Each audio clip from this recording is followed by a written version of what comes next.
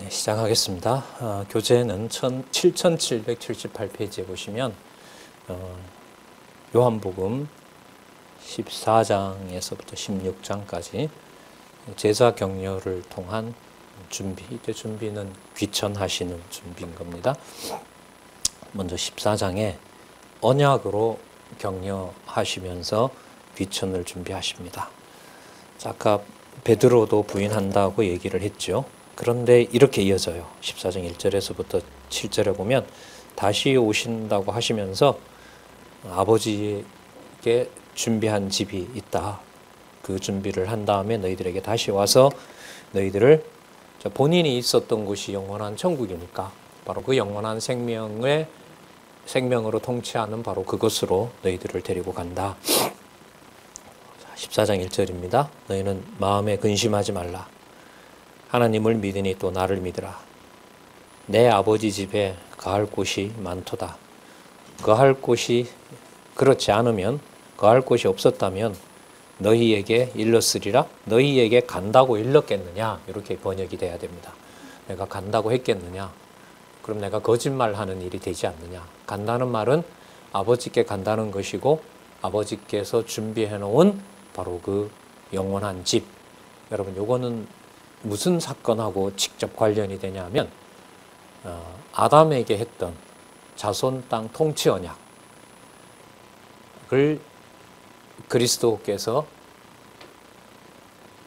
이루셨고 앞으로 이루실 것하고 관계가 됩니다. 그러니까 지금 집을 얘기하잖아요. 집을 얘기하는 것은 영원한 하나님의 통치 국가가 있다는 것을 말합니다. 그럼 그 통치 국가를 너희들에게 이미 하나님께서 주신 거기 때문에 그 주신 것을 내가 준비하러 가는 것이고, 그 준비가 모두 끝나고 그 백성들이 누군지를 이 땅에서 다 모으고 또 이 땅에 보내기로 했던 내 백성들이 이 땅에서 모든 사람들이 함께 아버지의 자녀임을 확증한 다음에 바로 너희들을 영원한 천국에서 통치하는 바로 그 일을 너희들에게 보여주시겠다. 그래서 성령께서 오시면 미래 일을 예언한다고 했잖아요. 그래서 요한 복음을 기록하도록 한 사도 요한을 통해서 예루살렘 멸망 이후에 그 집이 어떤 집인지를 요한 계시록에서 밝혀주잖아요. 자, 보겠습니다. 내가 너희를 위하여 처소를 예비하러 가노니, 없는 걸 짓는 게 아니에요. 하나님께서 이미 영원한 천국에 확정해 놓으신, 자, 요한계시록 낱말을 좀 써볼까요? 하늘에서 내려오는 새 예루살렘, 거룩한 성 새 예루살렘, 신부가 신랑을 위하여 단장하고 있는 바로 그러한 아름다운 하나님의 영광스러운 바로 그러한 통치 나라, 통치 국가. 자, 3절, 가서 너희를 위하여 처소를 예비하면 내가 다시 와서 너희를 내게로 영접하여 나 있는 곳에 너희도 있게 하리라. 이때 나는 아버지를 배제한 나일까요? 아버지, 아들, 성령이 함께하는 영원한 천국을 말하는 걸까요? 후자인 거죠. 자, 바로 그 비밀을 알려주고 있는 겁니다. 여러분, 놀라운 거죠. 그러니까 뭐가 놀랍냐 하면 성령께서 오셔서 여러분들과 저에게 말씀을 깨닫게 하고요. 진리 안에서 여러분들과 제가 교제하는 사건에서 성부, 성자, 성령 하나님, 영원하신 여호와 하나님의 존재가 확증되면서 그와 함께하는 바로 그 곳이 어떤 곳인지를 연상을 하게 합니다. 우리끼리 그냥 사귀어서 좋은 경우로 탁 끝나버린다면, 진리의 바탕을 두지 않으면 세상에서 그냥 사람 관계가 돈독하고 참 저 사람 먼저 보내서 아깝고 저 사람하고 영원히 오래 있고 싶다, 이렇게 끝나는 거겠죠. 하지만 진리가 바탕이 되면 그리스도가 계신 곳, 아버지가 계신 곳, 어쩔 수 없습니다. 곳이라고 나오니까요. 어떤 장소, 바로 그건 우리가 언약과 성취 섭리도에서 보는 대로 영원한 천국을 말하는 겁니다. 이미 있었고 지금 이 지상을 통해서 보여주고 계시고 앞으로 지상의 모든 유한한 타락된 것을 모두 없애버리고 그리스도가 통치하실 영원한 천국. 그 상상은, 그 확신은 진리의 말씀으로 무장되고 지어지지 않으면 그 천국에 대한 소망은 확실하게 다가올 수가 없는 겁니다. 깨달을 수가 없는 거죠. 그래서 에베소서에 나오나요? 전신갑주를 입으라. 그 머리부터 발끝까지 진리의 말씀으로 무장하도록 해서 그 교회의 비밀이 무엇인지를 알게 되는 것. 그게 막연한 얘기가 아니라 함께 진리를 놓고, 성경을 놓고 함께 그 말씀에 아멘하는 바로 그 가정교회에서부터 두세 사람이 함께하는 그곳에서 바로 그 천국의 비밀이 드러나게 되고 전해지게 된다는 겁니다. 아직은 하나님께서 자유롭게 모으시지 않았지만 글쎄요, 이 코로나 밖에서는 지금 마스크 벗어도 된다고 하니까요. 지금 90몇 %가 걸렸다고 하니까요. 거의 임박했다고 볼 수 있겠죠. 그랬을 때 일반적인 교회는 굉장한 충격으로 수습하기가 힘들 정도로 가 있을 거고요. 진리를 사랑하고 진리를 그동안 확인했던 흩어졌던 지체들, 또 과거처럼 해외에 있던 또 국적이 다른 그 성도들이 만약에 이곳에 와서 성경신학을 통해서 공부하는 일이 벌어진다면은 지금 여러분들과 같이 보는 이 말씀이 구체적으로 이 땅에 이루어지는 사건이 되겠죠. 자, 그래서 하늘과 땅이 통일된다는 그 말씀이 에베소서에서 나오는데 그것도 또 한번 연상이 됩니다. 자, 4절이죠. 내가 가는 곳에 그 길을 너희가 알리라. 이거 번역을 새로 했죠. 너희는 내가 어디로 가는지 그 길을 알고 있다로 번역했다. 이는 제자들이 아버지께로 가는 길이 되시는 예수님을 알고 있다는 뜻이다. 이렇게 번역을 새로 하고 있습니다. 너희는 내가 어디로 가는지 그 길을 알고 있다. 그게 그 다음 내용이네요. 내 아버지 집에 내가 가는 곳에 그 길을 너희가 알리라. 다시 보면 너희는 내가 어디로 가는지 그 길을 알고 있다. 이게 재밌는 장면인데 어디로 가십니까? 라고 계속 묻는데 예수님은 뭐라고 하시냐면 그 길을 너희들은 알고 있다. 이렇게 얘기하세요. 이건 지금 안다 모른다 문제가 아니라 창세 전에 이미 제자들이 누구 안에 있었다는 걸 확인해 주는 거죠. 내 안에 또 내가 아버지 안에 있었다는 걸 확인해 주는 거예요. 근데 지금은 예수님도 아세요. 너희들 모른다. 누가 와야 안다? 진리의 영 보혜사가 오면 알게 된다. 그러면 여러분 성령께서 오셔서 그 집이 어떤 집인지를 이렇게 구약도 기록해 주셨고 신약도 확인해 준 이걸 따라가지 않는데 그 집이 어떤 집인지 어떻게 알아요? 좋은 집 하나 잘 장만하려고 해도 여러 차례 가잖아요. 계약서 쓸 때까지. 리모델링 한 거 아니 뭐라 그러죠? 모델 하우스부터 시작해서 무슨 재료가 되는지 얼마나 많이 가서 그 정보를 확인하고 그 집을 확인합니까? 그것도 너무 당연한 건데 그 집이 어떤 구조로 되어 있는지를 이렇게 확인을 해놓았는데 이걸 확인하지 않고 천국 소망을 갖는다? 그건 진짜 모래 위에 짓는 집인 거죠. 5절 도마가 가로되 주여 어디로 가시는지 우리가 알지 못하거늘 그 길을 어찌 알겠사옵나이까. 또 예수님께서 확인해 주세요. 답답하긴 하지만 내가 너희들하고 있기 때문에 내가 답이다. 내가 길이요 내가 곧 길이요 진리요 생명이다. 이렇게 말합니다. 내가 가는 내가 말하고 또 내가 가는 것 그게 아버지께서 명령으로 주셔서 가는 길 그대로 내가 가고 있기 때문에 나에게 벌어졌던 그 모든 것들이 바로 아버지의 집이 분명히 있다는 그 길을 내가 가고 있는 것이다. 그 길을 따라서 가는 것이 바로 진리를 그대로 받아들이는 것이다. 예수님이 많이 강조하시죠. 내가 진실로 진실로 너에게 이르노니. 이 말이 무슨 뜻이냐면 내가 진리다 이 말인 거예요. 내 말이 참이다. 참이다. 그리고 그게 바로 영생입니다. 생명이다라고 얘기를 합니다. 지금 이 생명은 어디에 맞춰서 얘기해요? 하나님이 이미 준비해 놓은 바로 그 영원한 천국, 영원한 집 예비해서 이 땅에 보낼 백성들이 다 이 땅에서 겪을 만큼 겪게 하고 단장을 깨끗하게 창세전에 정해놓은 대로 만든 다음에 모든 지상에 있던 피조물을 없애고 거룩한 성새 예루살렘에서 아버지를 영원토록 하나님의 자녀로서 찬양할 바로 그걸 염두에 두시면서 얘기를 하고 계신 거죠. 그러니까 요한계시록이 뚝 떨어져서 설명을 할 수가 없다는 말도 여기서 우리는 알 수가 있는 겁니다. 나로 말미암지 않고는 아버지께로 올 자가 없느니라. 7절 볼까요?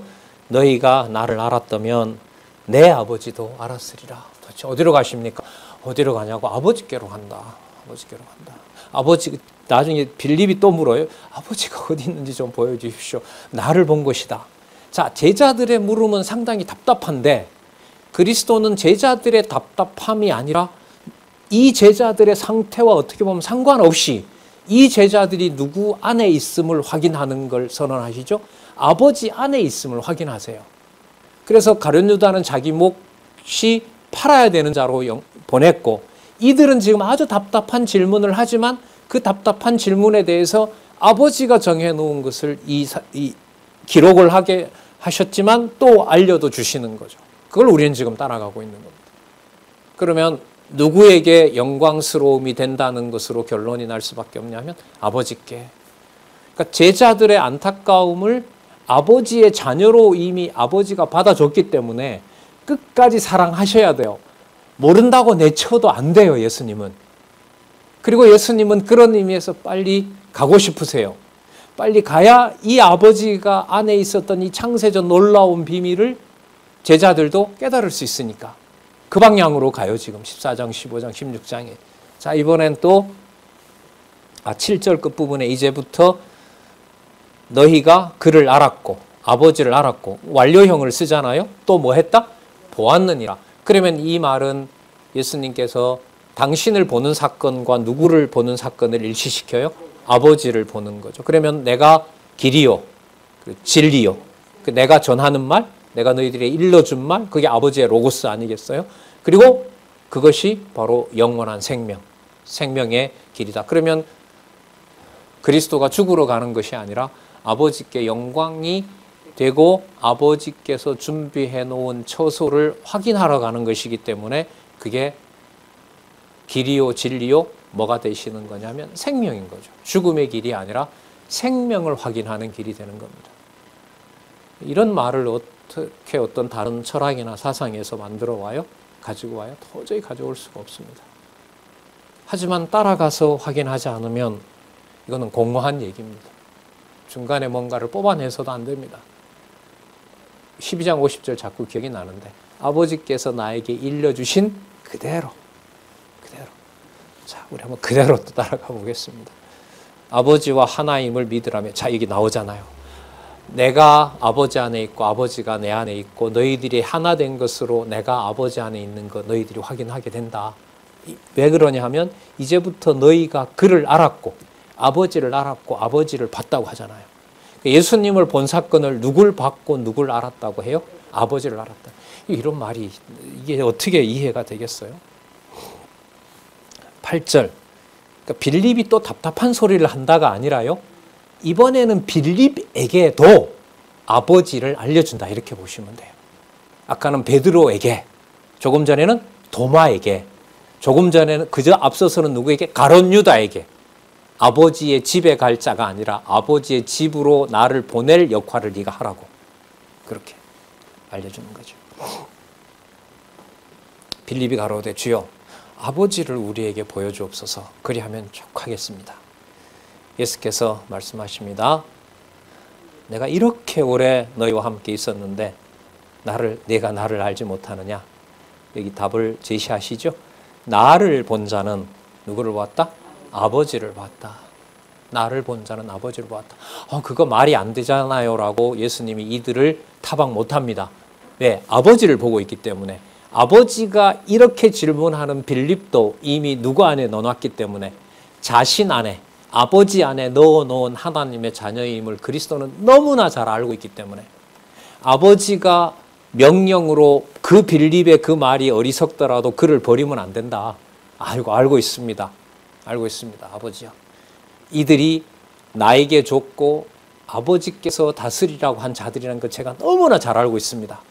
그래서 답답한 질문을 하더라도 빌립을 제가 내치지 않습니다. 그래서 제가 지금 이렇게 설명해 주고 있습니다. 아버지께서 명령하시는 대로. 그런 분위기라고 보시면 돼요. 그러면 여러분, 빌립의 답답한 질문이 빌립이 하나님 아들 된 비밀을 깰 수가 있어요? 없어요? 없어요. 그래서 교회에 우리 지금 로마서 대학반에서 하고 있는데 강한 약자에 대해서 비난하지 말라는 말이 나오는 거예요. 현상적으로 약자지만 빌립처럼 엉뚱하고 참 답답한 질문을 하지만 아버지 안에 있는 자로 아버지께서 선택해 놓은 자라면 그의 답답함이나 그의 말도 안 되는 행위에 대해서 세우고 넘어뜨리는 권세가 우리에게 없기 때문에 가타부타라고 말할 수가 없는 거예요. 할 수만 있으면 진리의 말씀으로 화평하게 하고 화목하게 하는 것이 그게 신령한 예배 생활이다. 이 로마서의 12장부터 나오는 놀라운 말씀이죠. 다 이게 그리스도께서 이미 다 확증해 주신 겁니다. 자, 무게는 지금 완전히 어디에 가 있다고요? 아버지 쪽을 보면서 얘기해요. 그러니까 아버지와 대화를 하는데 여기서 빌립이 답답한 얘기를 해요. 근데 빌립은 이 답답한 얘기를 하는데 빌립은 이미 어디 있어요? 보고 있는 아버지 안에 빌립이 있는 거예요. 이게 빌립의 실체인 거예요. 그런데 이 실체에 가룟 유다는 들어있지 않아요. 그 가룟 유다는 가서 네 일 해라.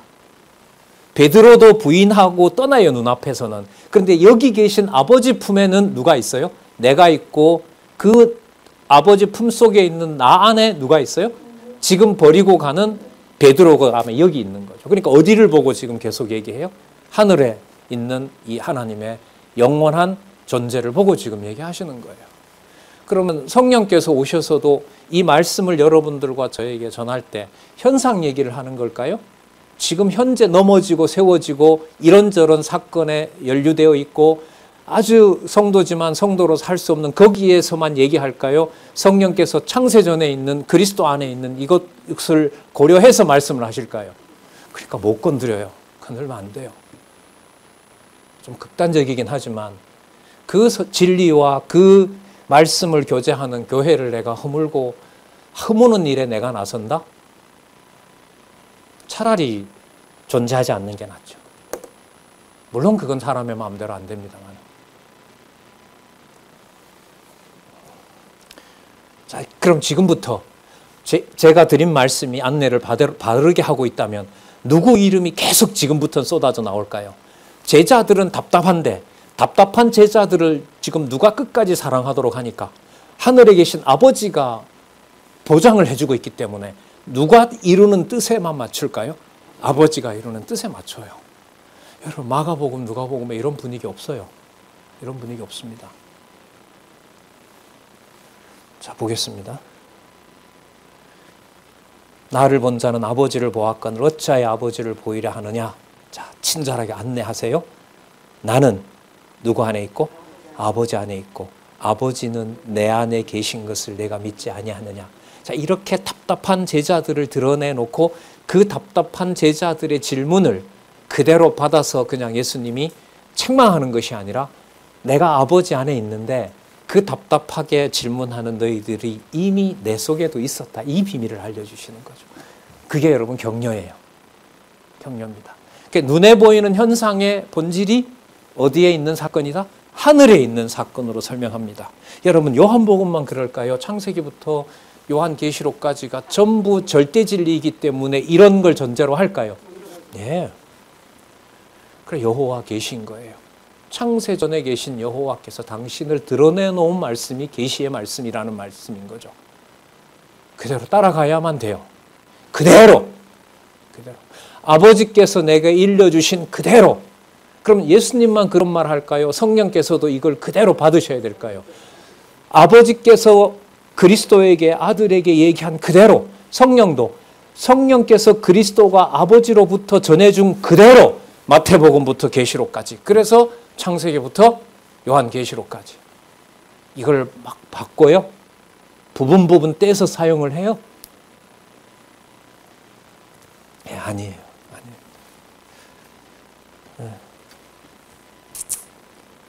나는 아버지 안에 있고 아버지는 내 안에 계신 것을 내가 믿지 아니하느냐.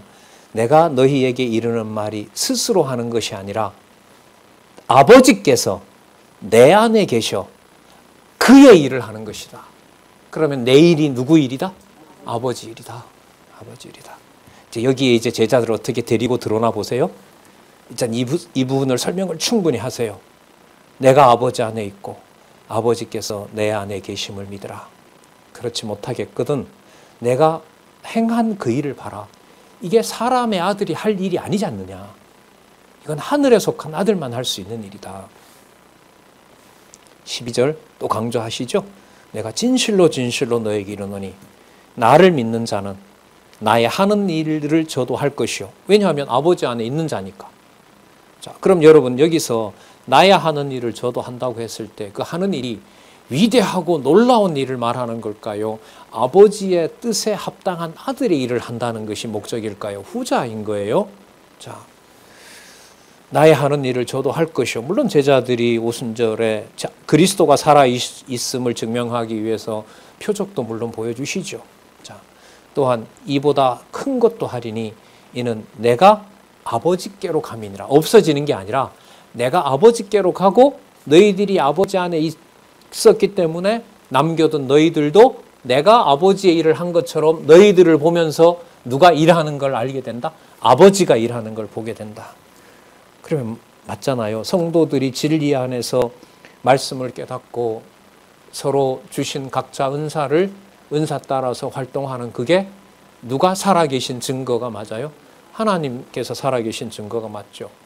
하나님 살아계신 증거를 가리려면 사람을 주어로 놓으면 돼요. 아, 이건 그래도 그 사람이 있어서 되었다 안 되었다라고 하면 성도의 교제는 진리 안에서 의미가 없어지는 거죠. 깨어지는 겁니다.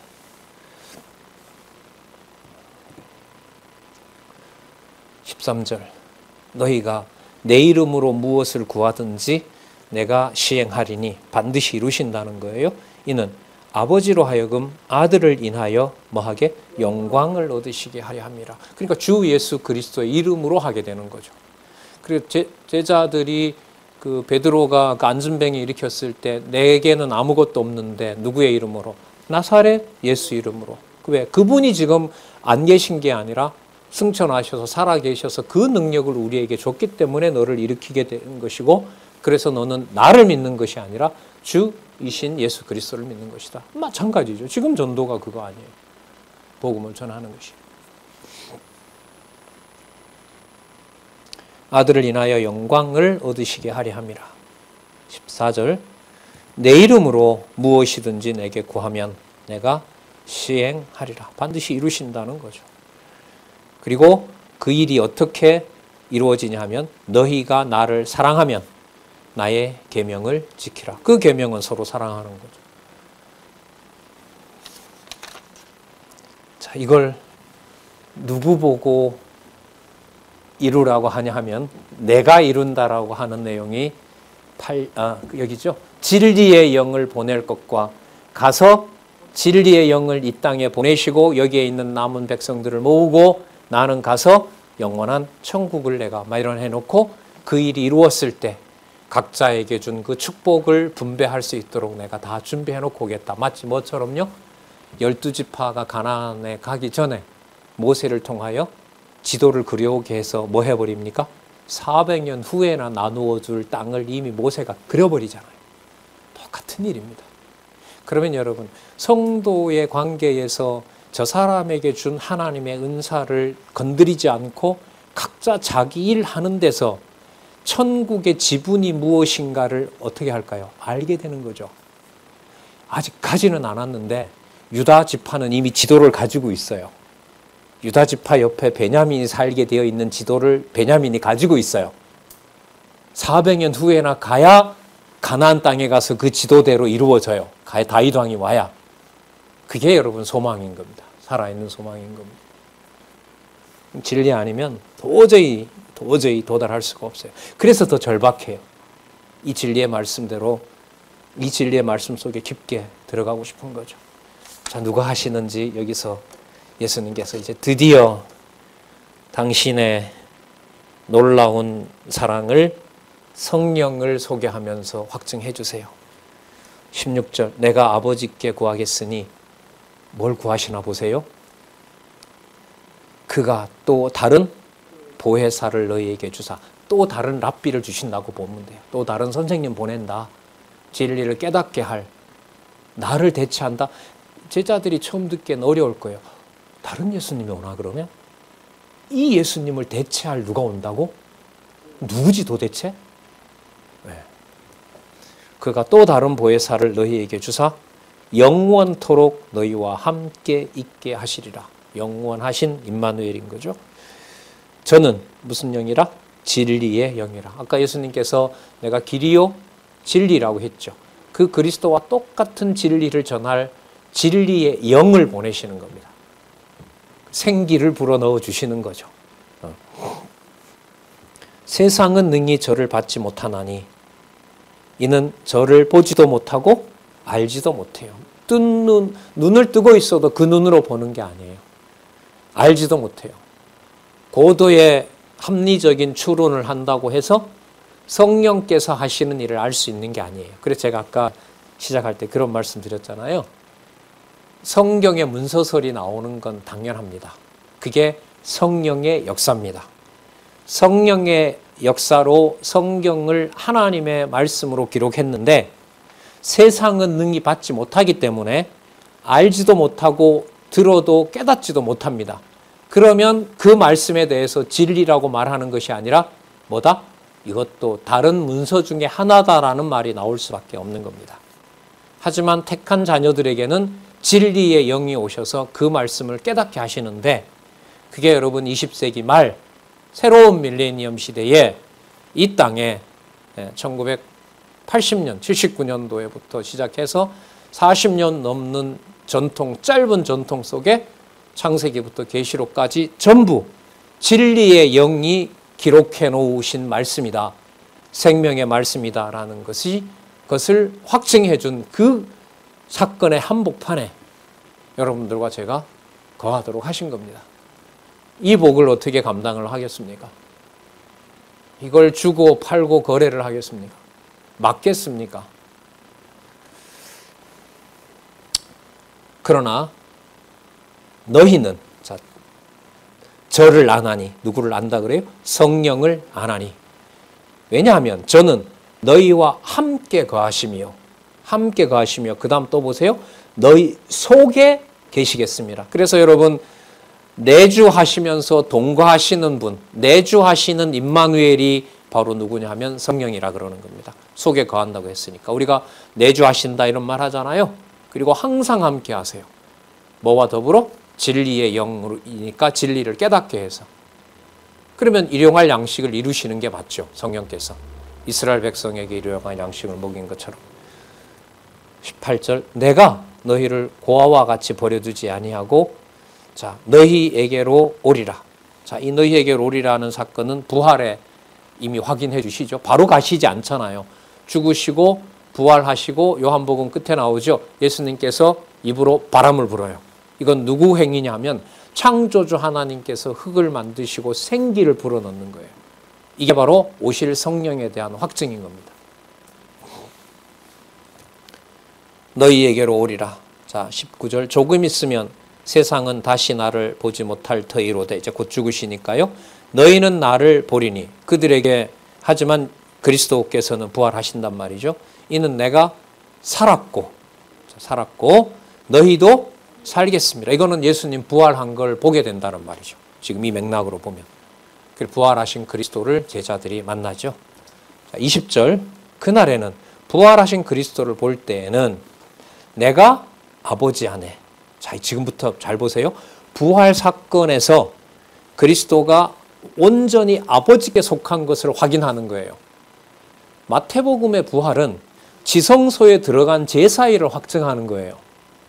지금 요한복음에서 말하는 부활은요. 지금 여기 있는 말씀대로 내가 아버지 안에 너희가 내 안에 있다는 것을 아버지께로 가면서 천상에서 확증된 일을 하나님의 백성들인 제자들에게 확인해 주는 거예요. 제사 의미가 아니에요, 여기서는. 자, 그날에는 내가 아버지 안에, 너희가 내 안에, 너희가 내 안에.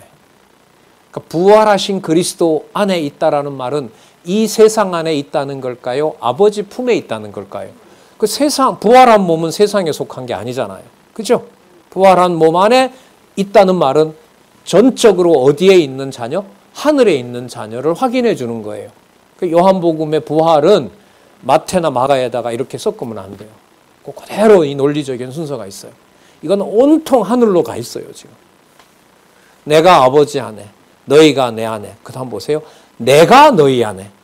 여러분, 그리스도가 가시는데 없어지는 거잖아요. 그런데 그리스도가 가셔서 성령을 보내니까 그 성령이 같은 말씀을 전한단 말이죠. 전한 말씀을 깨닫게 하세요. 그러니까 그게 우리가 깨닫는 것이 우리 안에 누가 있기 때문에? 성령이 있기 때문에, 성령을 보냈기 때문에 가능한 거죠. 내가 너희 안에 있는 것을 너희가 알리라. 어떻게 알아요? 기록한 말씀을, 하늘에 속한 말씀은 세상은 받지 않는데 우리는 받고 있잖아요. 나의 계명을 가지고 지키는 자라야 나를 사랑하는 자니 나를 사랑하는 자는 내 아버지께 사랑을 받을 것이죠. 아버지 들어오죠? 나도 그를 사랑하여 그에게 나를 나타내리라. 존재하지 않지만 분명히 살아계신, 눈에 보이진 않지만 분명히 살아계신 분을 증명을 하고 있죠. 22절, 가룟이 아닌 유다가, 또 다른 유다가 있죠. 가로되 주여 어찌하여 자기를 우리에게 나타내시고 세상에게는 아니하려 하시나이까. 아까 세상은 모른다 그랬잖아요. 왜 누구에게는 보여주고 누구에게는 보여주지 않습니까?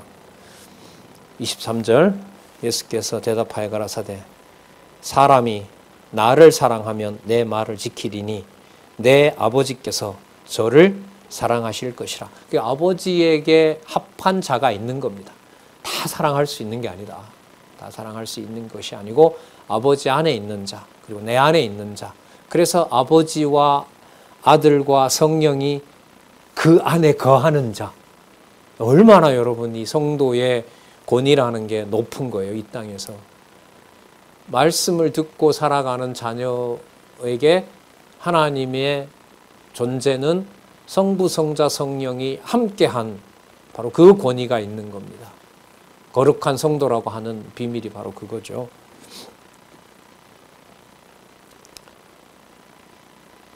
내 아버지께서 저를 사랑할 것이요.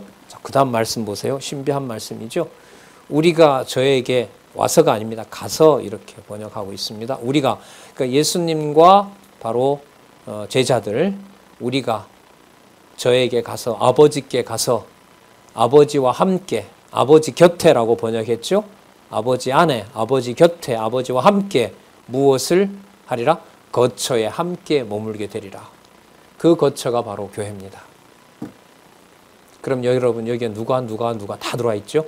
아버지, 아들, 보내신 성령, 성령이 우리 안에 거하시는 성도까지. 그리고 예수님 이걸 반대로 이렇게 말하세요.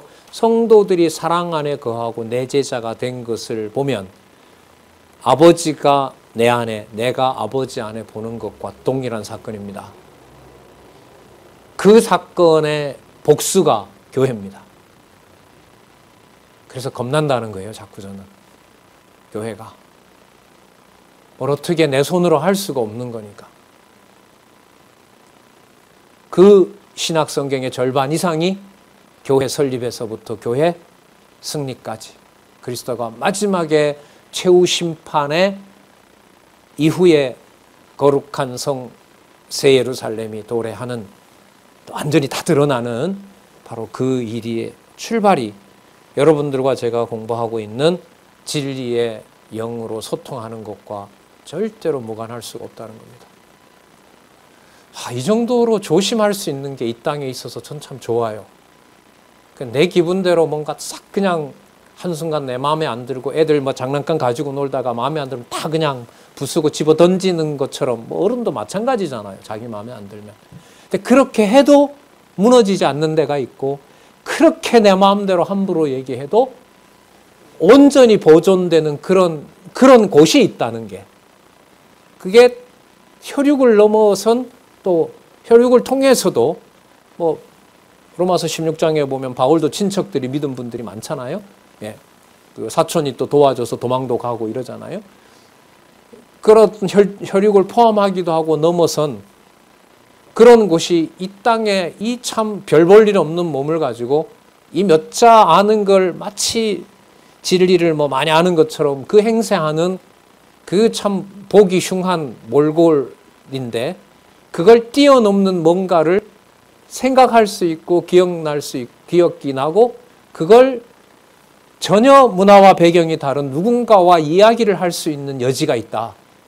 그리고 세상 어떤 누구의 이론의 종소로 타질 않고 자꾸 성경으로 들어오는 일을, 그런 문화를 내가 공유하고 있다. 진짜 너무 좋은 거예요, 이게. 진짜 사람의 종살이 하지 않고 사람에게 얽매이지 않는.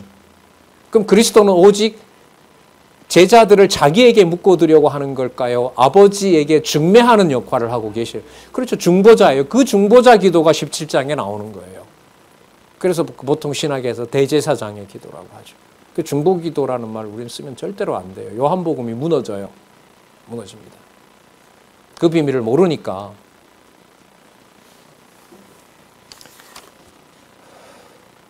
24절, 나를 사랑하지 아니하는 자는 내 말을 지키지 아니하나니 너희가 듣는 말은 내 말이 아니요 내 것이 아니요 나를 보내신 누구의?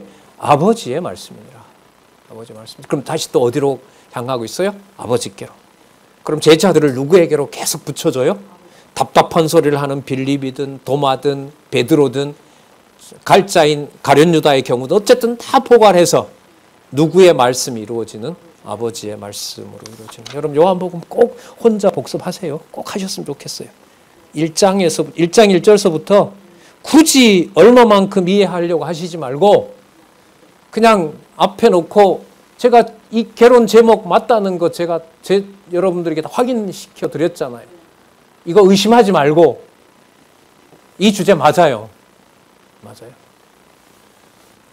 이 안내대로 가면 요한복음의 본래 기록한 목적을 만날 수 있어요. 자, 25절. 내가 아직 너희와 함께 있어서 이 말을 너희에게 하였거니와 보혜사, 또 소개하죠? 보혜사 곧 아버지께서 내 이름으로 보내실 성령. 여기 성부, 성자, 성령 다 나오잖아요.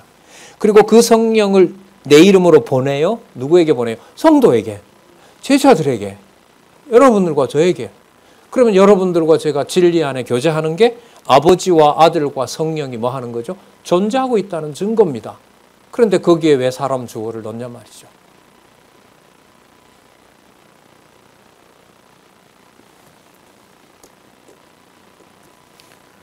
그러나 사랑할 마음 안 주면은 뭐 한순간 내 욕심이 뭐 교회고 뭐고 뭐 전부 다 그냥 다 정죄하고 판단해버리죠. 보혜사 곧 아버지께서 내 이름으로 보내실 성령, 그가 너희에게 모든 것을 가르치시고, 예수님 가르치시는 것보다 더 잘 가르치신다는 거잖아요. 왜냐하면 예수님이 제자들에게 가르쳤을 때는 성령이 안 오셨기 때문에 성령의 사역을 제자들이 경험을 못해요. 그래서 나중에 보면 나오죠. 이제까지 너희들이 내 뜻대로 구한 적이 없다고 하세요, 예수님께서. 그 말은 예수님이 그 말을 하셨지만 제자들 보고 몰아칠 수 없어요. 왜? 누가 안 왔기 때문에 당연히 누구 생각대로밖에 말할 수 없어요. 성령께서 안 오셨기 때문에 제자들은 자기 기준대로 말할 수밖에 없어요. 그러니까 답답하다고 책망을 못해요. 누가 와야 되기 때문에, 성령이 오셔야 되기 때문에. 그러나 답답하다 하더라도 아버지 안에 이미 있었기 때문에, 아버지 안에 있었다는 사실은 또 그리스도가 알고 계시니까 숨기면 돼요, 안 돼요? 안 돼요. 아무리 답답한 일을 눈앞에서 해도 아버지 안에 있는 자들이기 때문에 이들을 끝까지 사랑해야 돼요. 아버지께서 내 이름으로 보내실 성령, 그가 너희에게 모든 것을 가르치고, 여기 있잖아요. 기록한 진리의 말씀, 성경에 모든 것을 가르쳐 주시는 말씀이 있잖아요. 요즘 성경 표지 보면 좀 새로워요. 그냥 옛날에는 읽어야 되는 이렇게 있는데, 예? 여러분 이게 누구 건지 모르겠는데 이게 한문이 들어가 있나? 예, 가끔씩 한문이 들어 있는데 이게 보니까 56년이거든요. 1956년 대한성서공회인데요. 성경 완역된 거 우리 얼마 안 돼요. 성경 완역이 우리 글로 받아본 게 70년이 안 되거든요. 근데 모든 것을 다 알잖아요. 우리 지금 모든 것을 다 알잖아요.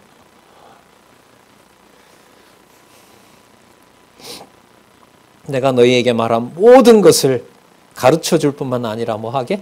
생각나게 하시리라. 그리고 평안을 너희에게 끼치노니 곧 나의 평안을. 그럼 나의 평안은 예수님이 만드신 걸까요? 창세전에 하나님 안에 있는 그 평안을 말하는 걸까요? 후자죠. 그래서 이 평안은 여러분 샬롬이라 그랬죠? 샬롬. 예루살라임. 샬롬이 머무는 곳. 그 예루살렘의 그림자였던 평화가 머무는 그곳이 이제는 각 성도의 마음에 성부, 성자, 성령이 함께하는 것으로 성전이 되는 겁니다. 그게 교회입니다. 절대 평안인 거예요.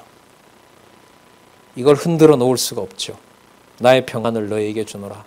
내가 너희에게 주는 것은 답이 나오죠. 세상이 주는 것 같이 아니하리니. 그러니까 세상이 주는 것 같지 않다는 말은 세상에 있는 방식으로 그걸 허물거나 욕하거나 비난할 수가 없다.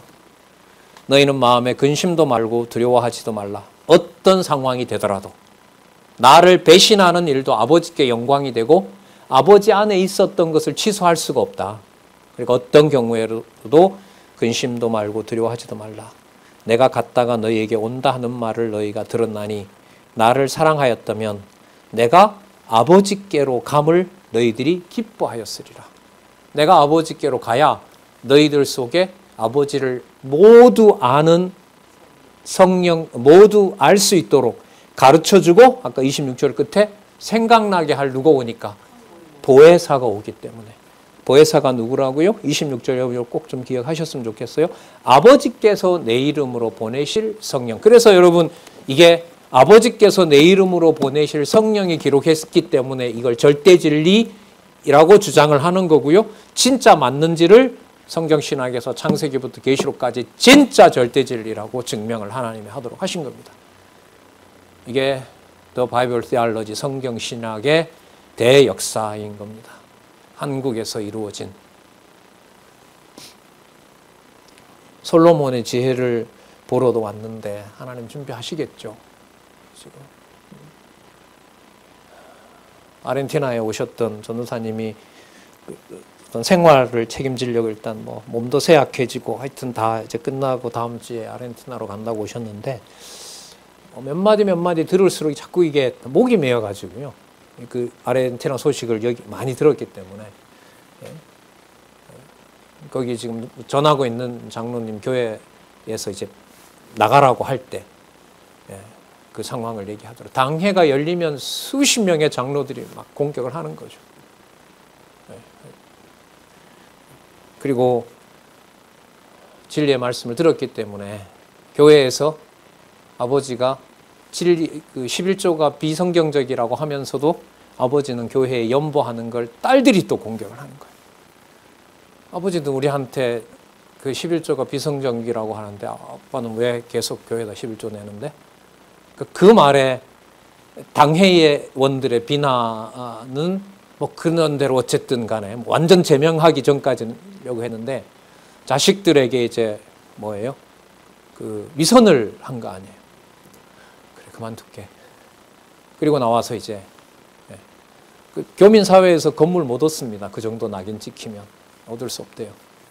그러면 이제 그른바 본인들이 지어놓은 명칭 맥도날드 교회.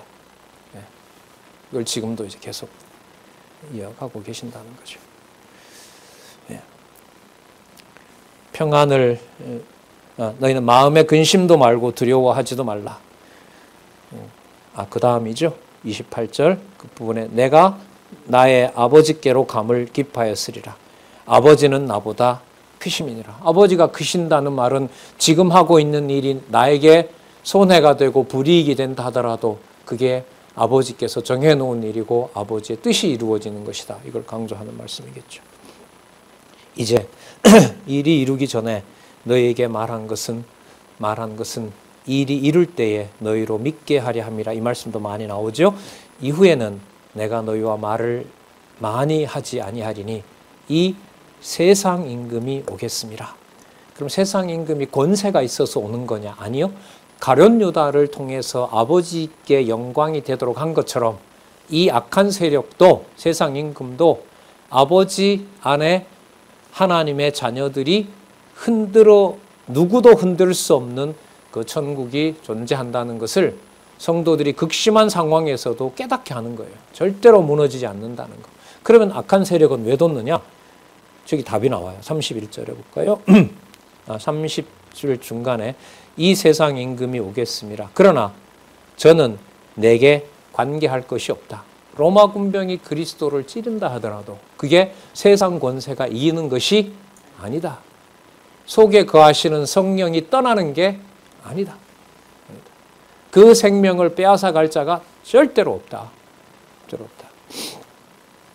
세상을 심판하시는 거죠. 그러니까 예수님은 육의 몸을 내주신 거지만 그리스도가 십자가에 달리신 것은 앞에 나왔습니다. 심판 보좌에 앉아서 심판하시는 일이라고 한 거죠. 왜? 거기에 선과 악이 드러나니까. 하나님의 자녀와 아닌 자가 드러나니까. 거짓과 진리가 드러나니까. 드러내시니까.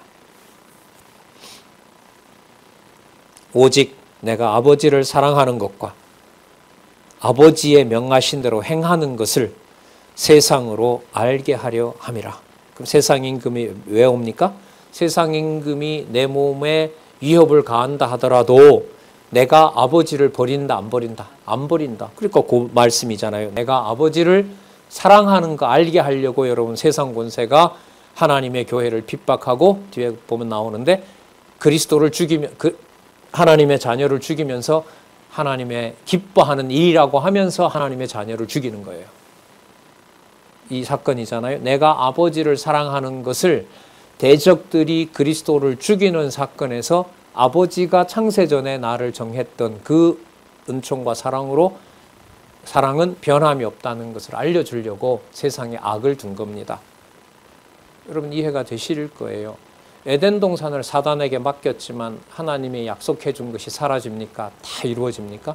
당연하죠. 광야 40년 동안 나왔던 이스라엘 백성이 두 사람 나오고 모두 죽었지만 자손 언약이 이어집니까? 없어집니까? 이어지죠. 똑같아요. 그러니까 교회가 문제 있다는 말을 그래서 저는 조심한다 그러잖아요. 요즘 교회가 문제가 좀 있어. 아니에요. 문제가 있으면 누가 문제가 있는 거죠? 창세전 그리스도 안에서 하나님이 정해놓으신 그 교회가 문제가 있는 말이 되니까. 성경을 깨닫는 과정에 어울리지 않는 말이라고 생각을 합니다. 오직 내가 아버지를 사랑하는 것과 아버지의 명하신 대로 행하는 것, 그 누구 뜻을 이루시는 것을 확증해 주는 것이다. 아버지의 정하신 뜻을 이루는 것을 확인해 주는 거죠. 아버지의 명하신 대로 행하는 것을 세상으로 알게 하려 함이라. 자, 일어나라 여기를 떠나자 하시니라. 왜냐하면은 요걸 이루셔야 되니까. 자, 이제 그리스도가 죽으신다고 하면 안 되고요. 이제 요렇게 되는 거죠. 세상 임금이 온다고 했으니까 세상 임금이 오는 곳에 현장으로 가셔야죠. 예수님께서. 내가 아버지를 사랑하는 것 어떤 상황에서도 그리고 아버지가 명하신 그대로 어디에 나왔었죠? 12장 50절 말씀하신 그대로 일러주신 그대로 듣는 그대로 자, 아버지의 명하신 대로 명하신 그대로 행하는 것을 세상으로 알게 하려 함이로라. 일어나라 이 길을 떠나자 하시니라. 13, 14장 두 장에서 밝혀준 것만 하더라도 사실 참 감당이 안 됩니다. 시간 구애받지 마시고 차근차근 한번 또 읽어보고 여러분들도 그러시고 싶을 거예요. 15장에 이제 말씀으로 격려를 완전히 어디로 데려가냐 하면 천국으로 데려갑니다.